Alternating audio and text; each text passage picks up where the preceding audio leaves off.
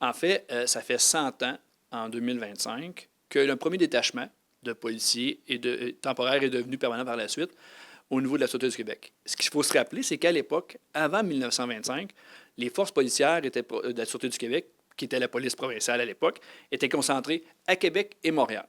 Et, selon les besoins, étaient déployées en fonction de diverses missions.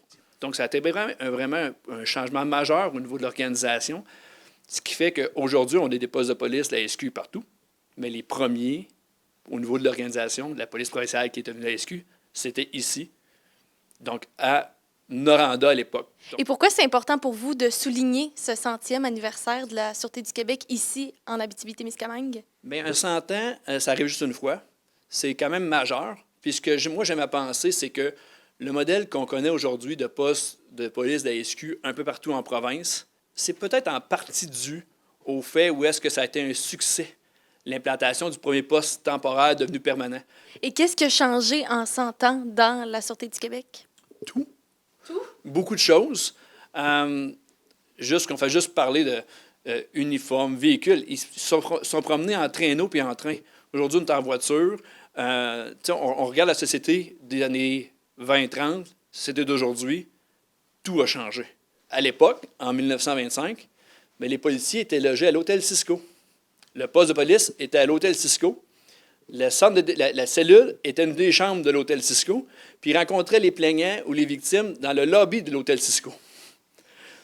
On sentait qu'on était dans un autre monde. Donc, c'est vraiment les technologies qui ont raffiné, en fait, là, la Sûreté du Québec, puis ont changé les manières de faire, en fin de compte. La technologie, mais aussi la société.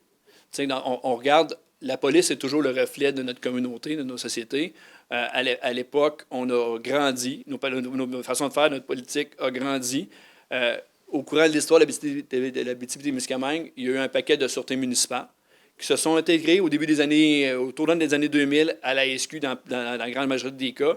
Donc, où est-ce qu'on est venu prendre l'ensemble du territoire avec un service de proximité aux citoyens, avec les élus municipaux au niveau des conseils de sécurité publique. Fait que c'est un grand processus d'amélioration, si on veut, du service.